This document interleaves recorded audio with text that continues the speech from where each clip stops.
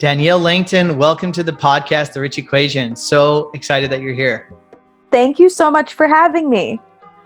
Well, I'm really excited for this conversation. We were just talking right before we joined that I don't know exactly how we connected, but you have some really amazing content and you're doing some really cool things. So I'm actually it's amazing how the world just manifests us together, right? To connect us and you're going through some personal stuff. So it just happened to be like, we got to do this. We got to just record and add value. And I love it. I think that's the best. I love, spontaneous things just like this. Yes. Well, I really appreciate you doing this. To give the audience a little bit of context, Danielle comes from the world of corporate, has pivoted that to work with entrepreneurs, mostly in sales and marketing. And so I think it's a really great subject matter, a great topic today, because, the world is changing.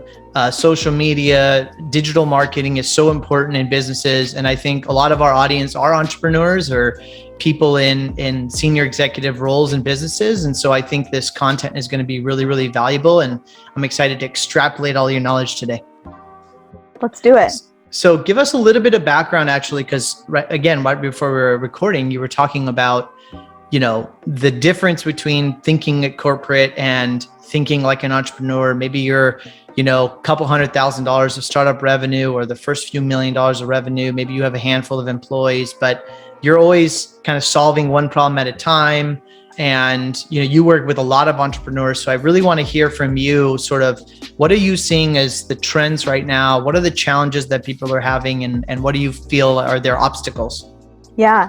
So yes. So I'm so glad to know that the audience, we've got people in corporate and people that are entrepreneurs, because that is essentially my background. I've spent over a decade in corporate and then decided that I really wanted to break through whatever that ceiling was at corporate and really go out on my own.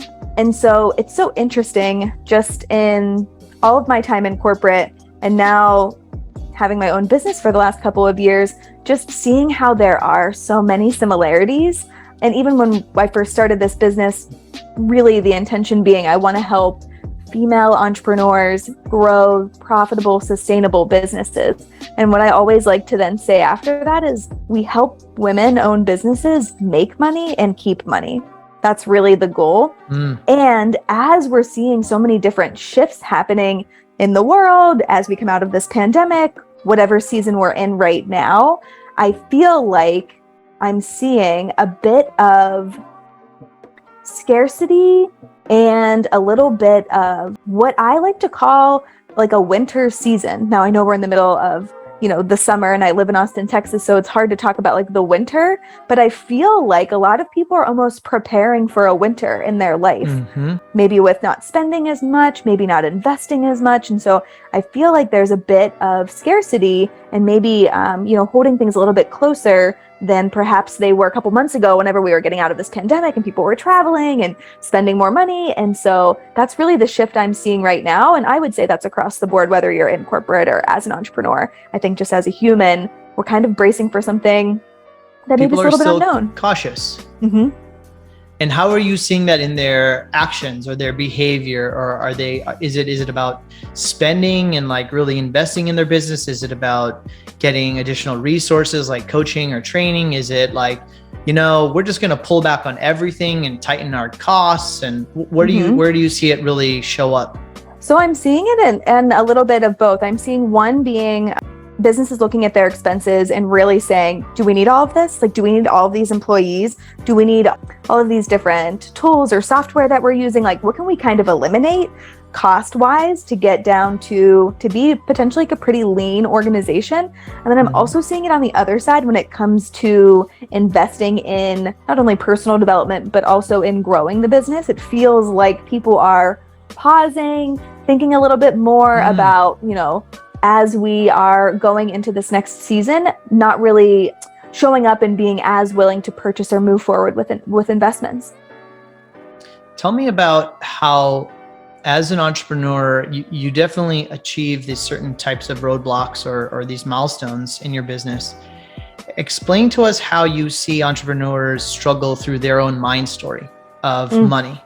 our relationship with money, our relationship with spending money, our relationship with holding on to money, perhaps even thinking about like barriers of, I can't really make more than this, or I can't really charge more than this. Or I think that when you're in small stage entrepreneurship, those things are real and they're very present and really in front of your face because you're sort of doing everything. So how do you coach through that? And how do you what's the guidance for people for that? Yeah, I think there's so many, people out there that hire people, and we see this all the time, people that, hire me and want to increase revenue. And we can increase, I always say, we can increase revenue all day. We can sell things all day long. We can increase prices all day long. But if you're carrying some sort of money story from your past on whether you can charge a certain amount or whether you can ask someone to pay you for your intellectual property, or a story that potentially you're not worthy enough to make hundreds of thousands or millions of dollars, that will continue to hold you back in your business. And so what I'm really working on with a lot of women is not only in growing the business, because we can totally do that. And I actually think that's the easier side of things. It's the mindset and the talk that we give ourselves around potentially those money stories or money traumas that we had growing up that we heard for so long. I mean, I even heard someone say earlier, they grew up thinking money's really hard to make and really hard to keep. And so if that's ingrained in your mind, you probably are someone that's thinking, okay, I've got to work really, really hard. And even when I work really, really hard, I might not make that much money. So I'm just going to continue this really vicious cycle of working really hard because that's the only way I know. That's the only thing I can think of how to get ahead. And so I think those are the work that has to be done for entrepreneurs, because everyone knows entrepreneurship, you are literally choosing every single day to show up and move forward, regardless of what yesterday was. Yeah, I love that. And what is your tips to sort of break those patterns? I think if we find the awareness of like, okay, this is how I was raised, or these are the languaging that I was used to, right? It's hard to make money. It's hard. I can't save enough money. Perhaps I'm not worthy of it or whatever. How do you break that pattern? How do you intercept that pattern? I think the first thing is truly awareness too, that you have some of those patterns, or that you're even open to talk about those. Sometimes a lot of entrepreneurs are so focused on just growing the business, they're not even really, now, you get to a certain point in entrepreneurship where it really comes down to personal development. Like that's really how you excel to the next level. That's the secret. But I really feel like you have to have this awareness that there is something that you need to work on, and then you have to be open to doing the work. And I always say, I'm always in this process. I don't think that work ever really ends. And so how to really support and really change that mindset is, it depends what works for you. There's different things like affirmations, meditations, reading different, personal finance books just to educate yourself a little bit more. Listening to podcasts. I think there's a lot of different things. You kind of have to choose your own medium to get that information. But I always think it comes down to education around money and around just how powerful your mind is in growing your business. I love that. What is, I guess, a book? I'd love to give people like a book because it's so accessible. It's so easy for people just to like, what's a book that's really spoken to you that helps sort of think about that money story and maybe pivot that? So I would say Think and Grow Rich, Napoleon Hill. Everyone needs to read that. Everybody needs to read that book. Everybody needs to read that book, and then you need to read it again, and probably again. And then I'd say anything by David Bach. He wrote The Automatic Millionaire, and he wrote Smart Women Finish Rich and Smart Couples Finish Rich. Those are some good ones. Let me ask you, going back for a second, because I think this is really fascinating. I think we're in B2B, and I see a lot of our leaders do this, and I'm kind of curious to your perspective about it, is that I think that people right now, especially in a winter season, I love how you frame that, is that it is a winter season, perhaps supply and demand is out of balance. There's not as much demand overall for perhaps consumer goods or commercial products or things like that. And so you may have a high worthiness value, but you also have this almost insecurity. And so you drop prices, you start acting from a position of fear, right? and you start making perhaps very rash decisions. And it happens across the marketplace, which then forces you to do it perhaps more dramatically. So in a winter season, when supply and demand is out of balance, when you need to get sales and perhaps, you need to buy those sales, or if that's something that you can maybe touch on, is, are we really buying sales by lowering price? Yeah.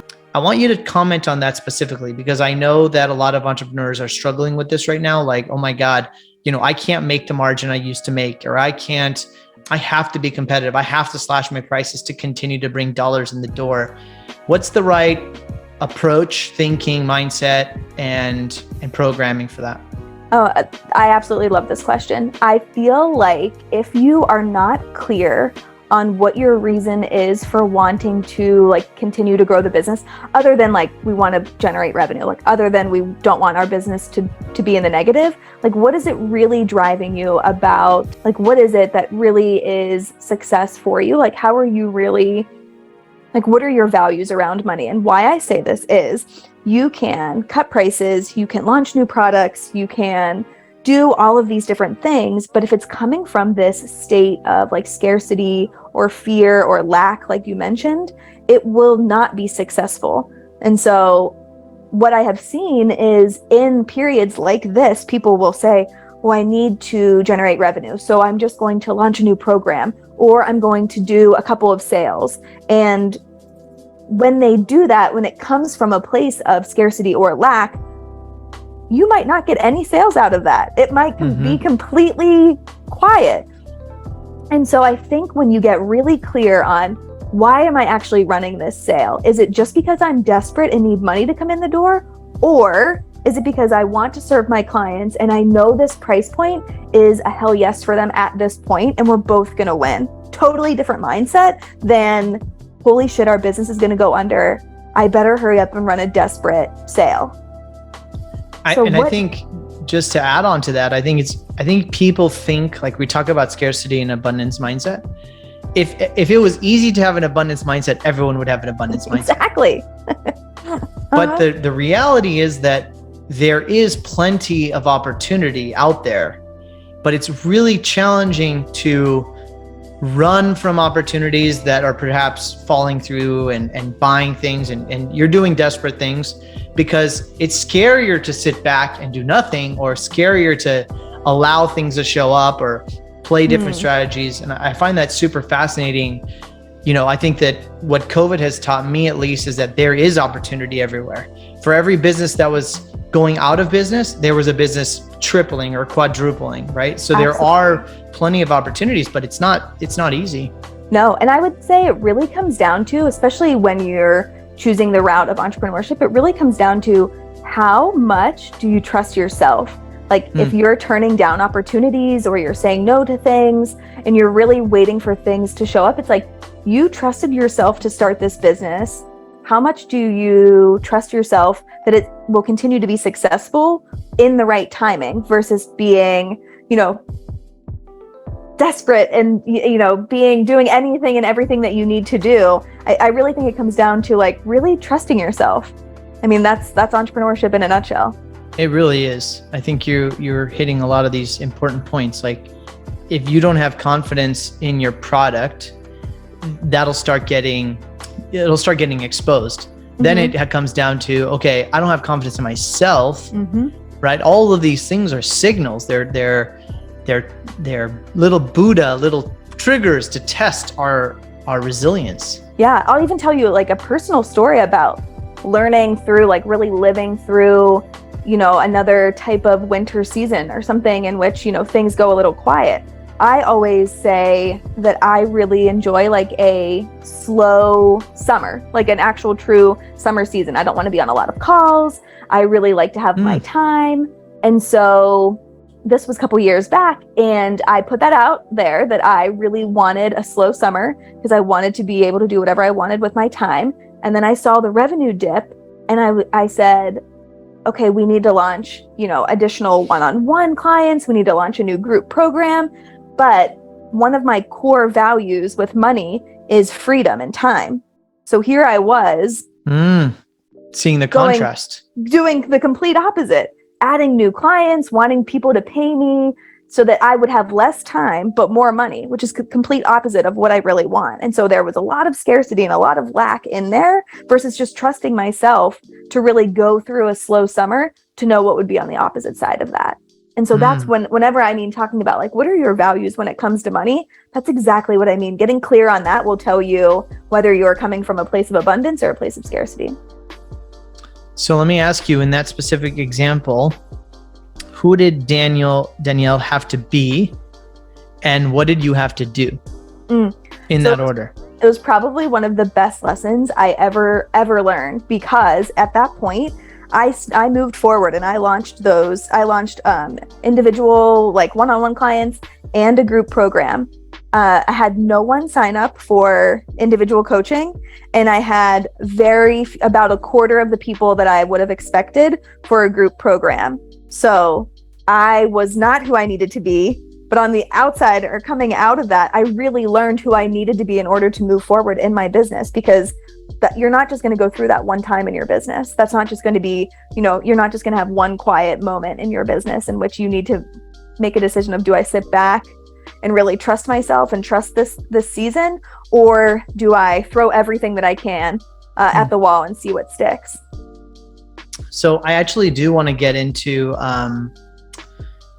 the community that you're building and Founders Club, and maybe we'll wrap up with that. But before I get there, I want to give the audience some like tactical things about, how to scale your business, perhaps how to grow your company with some of the things that you find to really, really work. Yeah. And another question I have to layer on to that as well is like, well, what happens if you're not really great at marketing? Like, what happens if I may really love my product? I think I'm a good entrepreneur, right? I'm still learning, don't have a bachelor's degree or a master's degree or blah, blah, blah. I'm a lawyer turned into a consumer goods businesswoman or man. So I'd love you to kind of touch on some of this, like more tactical things, like what should we be doing? What can we be doing? And what happens if we don't know enough about marketing? Yeah. There's like so much wrapped into that. I actually don't consider myself a great marketer. Like, I don't consider myself like a consistent content creator. I don't consider myself that at all. I feel like I always focus on like, what's the sales and what are the strategy and like, how are we actually going to, like, what's the plan to get there? And so I feel like how I would then tell others is that is something that potentially you need to outsource, because where I see a lot of clients potentially go off track is they have the product or service or whatever they're selling. They feel really good about the pricing.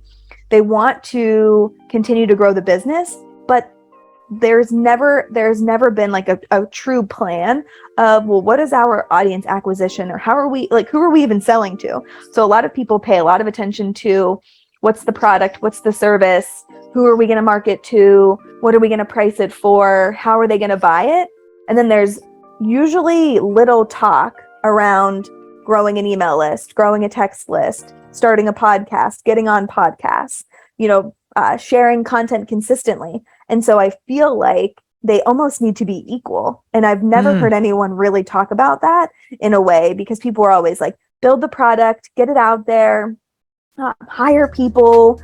And we can hire people and we can sell things all day long. But if we're not equally as focused on audience acquisition consistently, the well will dry up from the people that we're selling to, because no one will know what we're selling. And so I really feel like you either have to be an expert in both, or you do need to outsource or find the people that can support you in that area. Yeah. And I'm not necessarily a great marketer either. Which is why I'm so fascinated to talk to you and other marketers, is that like, I think marketing gets a little bit of a bad rap, right? It's like black magic. Like it's like a black box. I don't understand how it works. I don't understand how it's monetizing. Yep. Right. And so you really have to be able to invest in both parts, like let's call it the strategic, functional, procedural things. Yeah. And then sort of the things that are kind of soft touch or impression based, and not necessarily directly related to a transaction per se. It's a more brand building. It is. And I think in marketing too, it probably gets a bad rap just because there's so many different channels that you can use for marketing. But in reality, there's probably like 2 to 3 that you need to focus on in order to actually get momentum. So I feel like a lot of times people are inundated with like, well, you've got to have a really good website and you have to have really good SEO and you need an email list. And are you writing a blog? Are you starting a podcast? And you're like, what do I need to what do I need to be doing? Like, I can't do all of these. Right.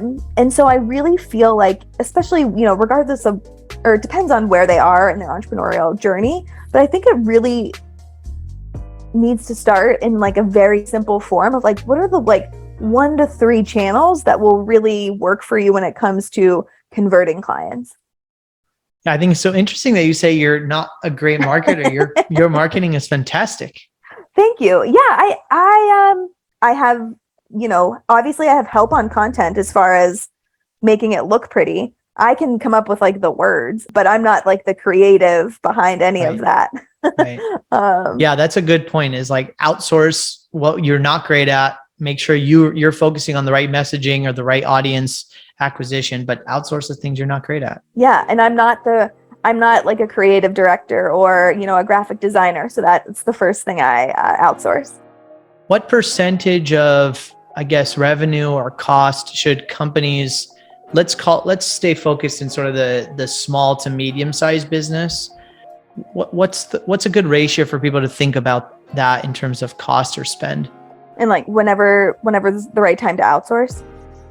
Just generally, like the overall spending budget on marketing. Like, I know some businesses probably don't spend any money on marketing. They try to do everything organic. So like what's the right ratio?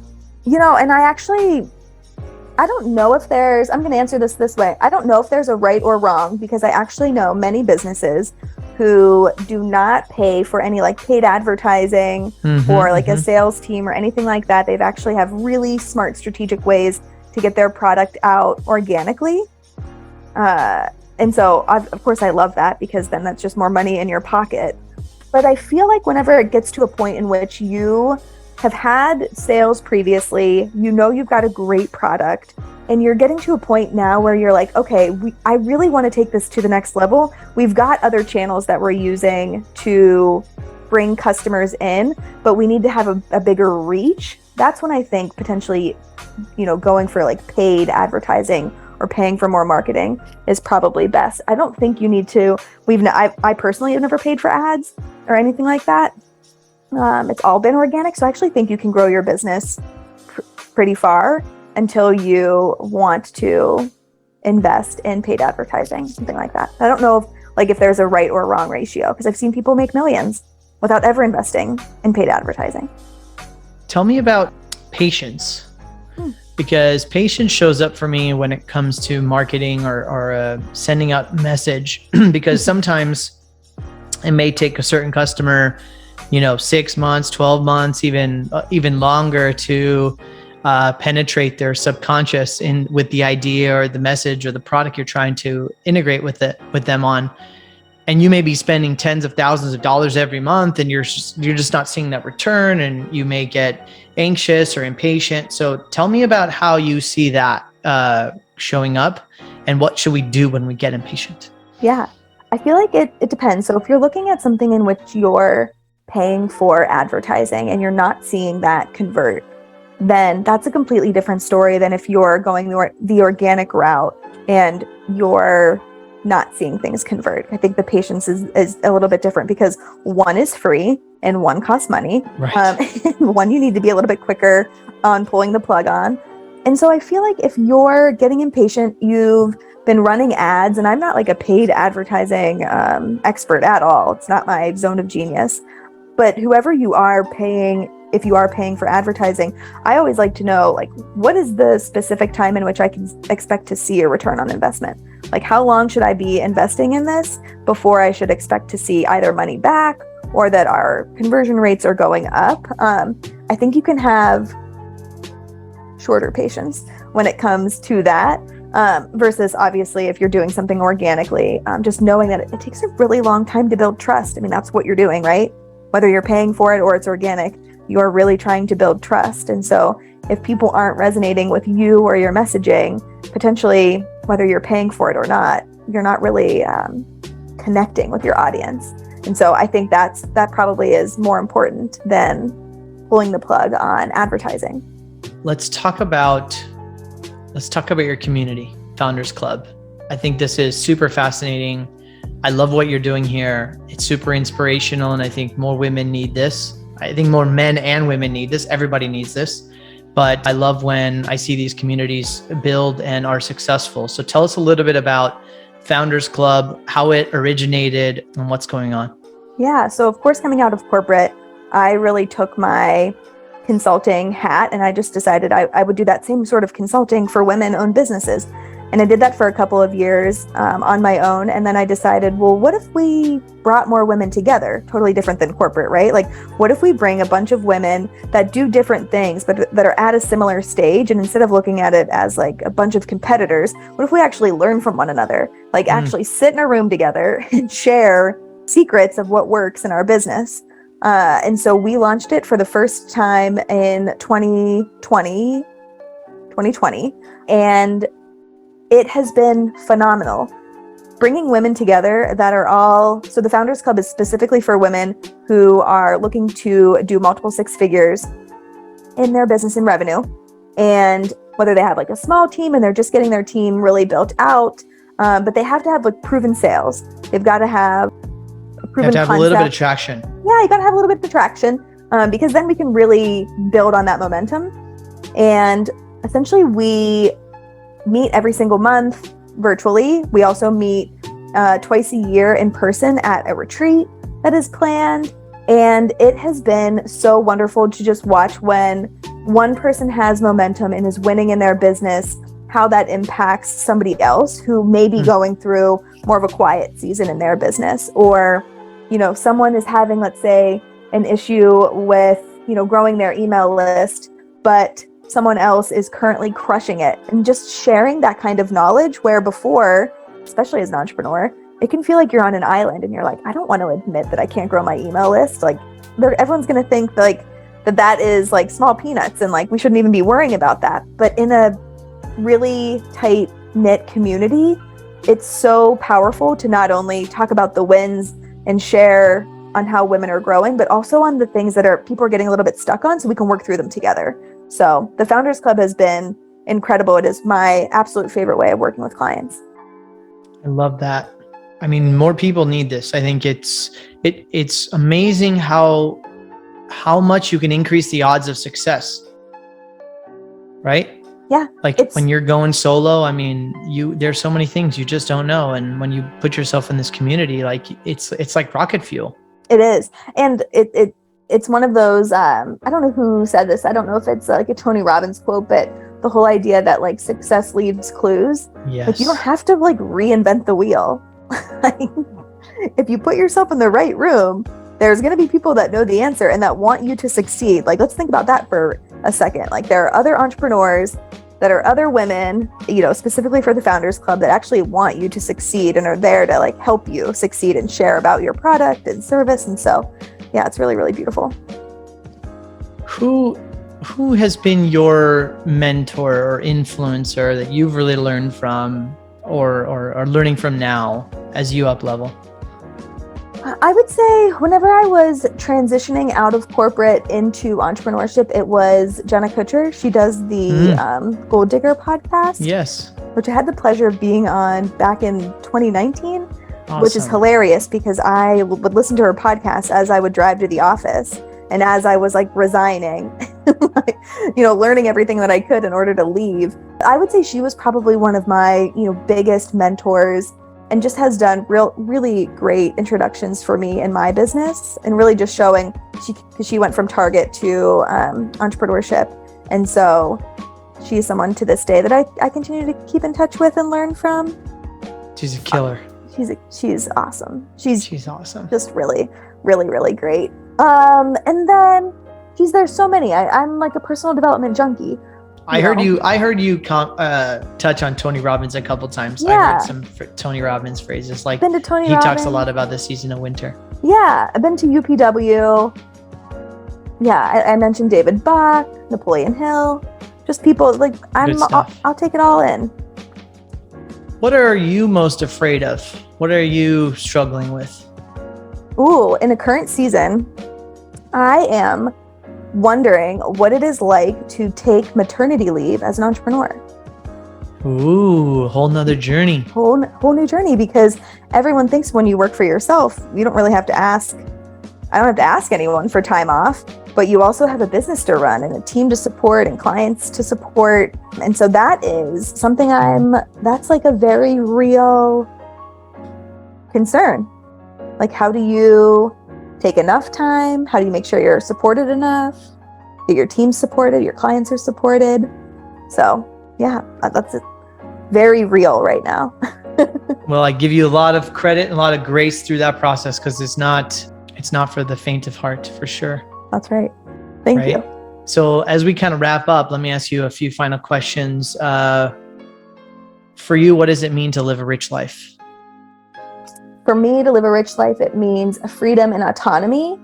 So freedom to do what I want, when I want, and the autonomy to know that even when I do have that space, that money will consistently be coming in. And if I'm an entrepreneur and I'm listening to you, what are some final words of advice or guidance that you have for them? I always say to my clients, make sure that you are creating a life, not just a living. So make sure you're not just chasing after the dollar.